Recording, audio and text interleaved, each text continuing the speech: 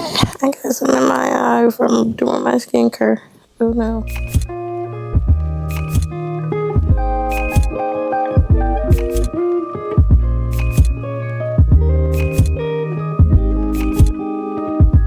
What up, Search fam? Sharde here. Welcome back to the channel. If you are new, my name is Sharde. I'm out here curating and co-creating a cool ass life. And I'm gonna try to do a singular book review today. So whether you keep coming back to my little corner of the internet or this is your first time running across me, consider joining my internet family because, I mean, it's real chill over here. We talk books a lot, but we also talk budget travel and creative pursuits because, again, curating and co-create a cool ass life. You know what I'm saying? So get into the vibes. We're talking about the Immortal Dark today. And I'm not even gonna lie to you. I got super excited about this book when I first heard about it on TikTok. I came across a couple of TikToks from the author Tejas Jarma, who's Ethiopian, living in Australia, talking about her book getting picked up for traditional publishing, and it's about Black vampires and all of the things, because we need more Black vampire stories, obviously. And so obviously I pre-ordered it, and I pre-ordered a special copy. So you can see sprayed edges with the quote from the book. Beautiful. Got it. And it took me a while to start to try to start it because, you know, y'all know at this point I'm a mood reader. And then I started reading it and it was slow. Not even going to lie to you. It took me, I put it back down. So then I said, okay, because what I've been doing with books that I have a hard time getting into physically reading, I'll get the audiobook for. And so I did that, and I listened to the audiobook, and I'm still not quite sure how I feel about it. I think I'm leaning more toward meh to I didn't quite like it, but it is about so the story is set up in a universe where vampires and humans, they have laws and things in place to keep the relations, right? There is a university called Uxley University, and I hope that I'm pronouncing it correctly because I'm pronouncing it as the narrator pronounced the names and such.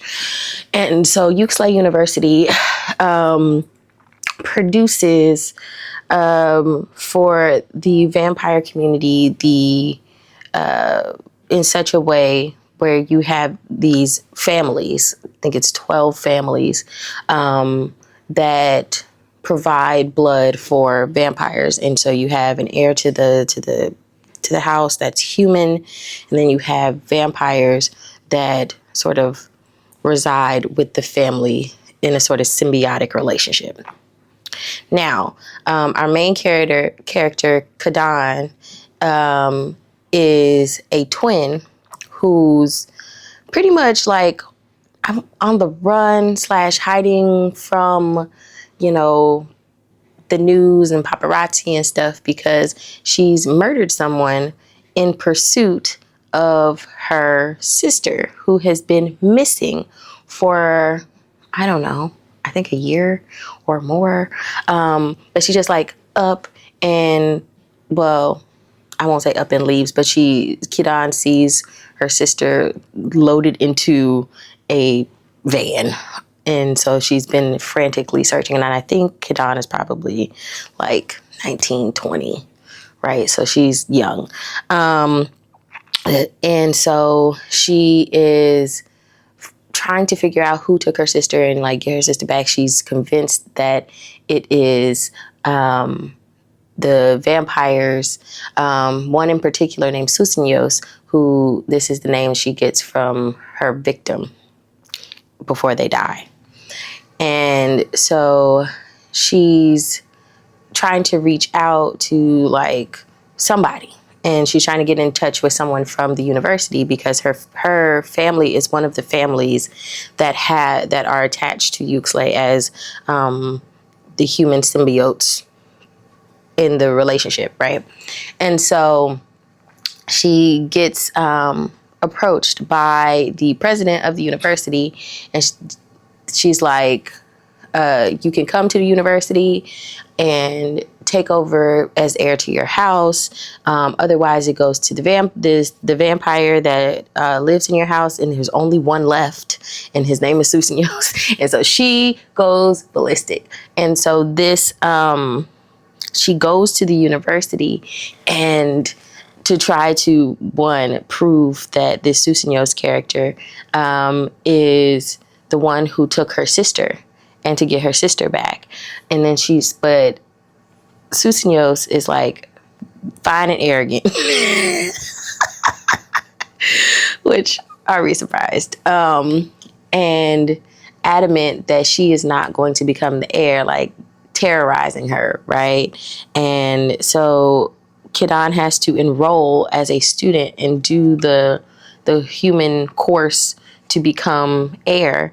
And so she makes unlikely friends and alliances with a few of her classmates, and the story sort of unravels, the world of this university, and of the houses, and how the vampires get involved with the houses, and there are shenanigans afoot, right? People are dying, including one of her early friends gets murdered, and she continues to find out like this sort of secret world has a lot of dark parts to it, including those that might have killed her parents.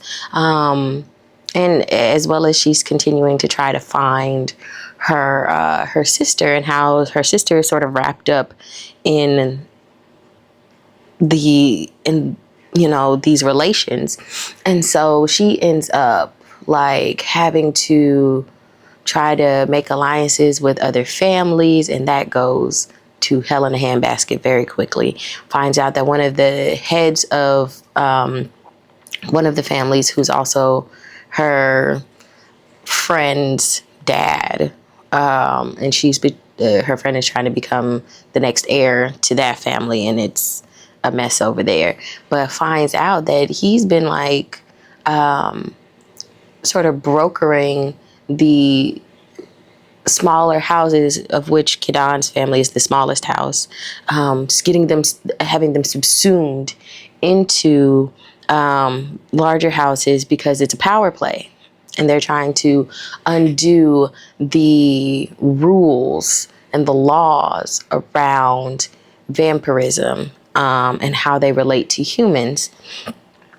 And so her relationship with Susinos is very much enemies to begrudging lovers, maybe, because they don't like it's sort of sold as that, but like it's a YA novel, so it's not, there's no actual they have a weird relationship, but it's something akin to infatuation, I would say, as a mid-30s person reading a YA novel.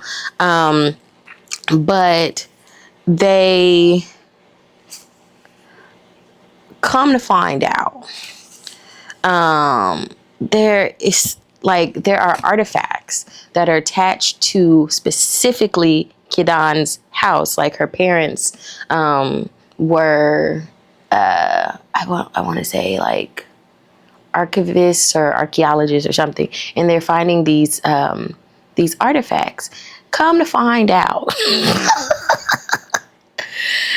Susinos is trying to find and or maybe protect these artifacts to keep the sort of breaking down, because it has to do with the breaking down of the society and the laws that are in place. This is the sort of major plot point. And so by the end, and I don't want to ruin the sort of multiple plot twists that are happening, but it ends on this cliffhanger of like, what happens when we find out a couple of the artifacts are there's one outstanding, and we got players that are going to end up in the second book, which comes out this year, I believe. So, my thoughts. One, it was kind of, first it was a little slow getting into. The audiobook did make it better, but Kidan's character really irritated me. And maybe that was the point, right? So I think her sort of like frantic, mad devotion to finding her sister made her really impulsive and like not very thoughtful about how things go. And maybe that's sort of par for the course for somebody who don't have a fully formed prefrontal cortex.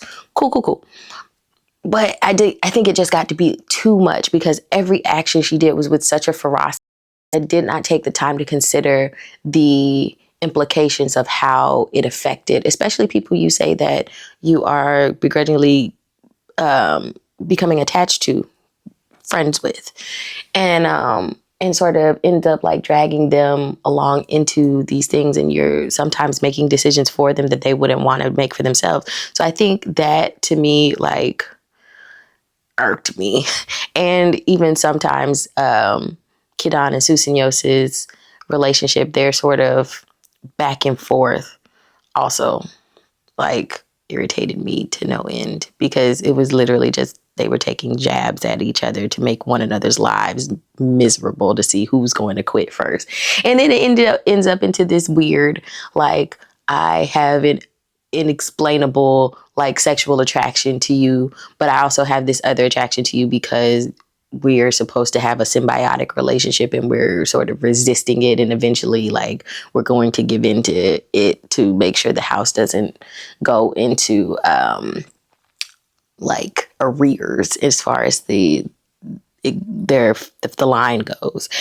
But also what I did like was the fact that the sort of magical realism of the house itself, that the house holds the secrets, that the house, you have to sort of like master it. So I thought that was a really cool device throughout the book, and like how each of the characters sort of interact with the house and how that changes, especially as the Kidan and Susinyos's relationship evolves and changes, so does the house, right? And I thought that was super cool. The whole world, the dark academic vibe of the novel, good. I can appreciate it.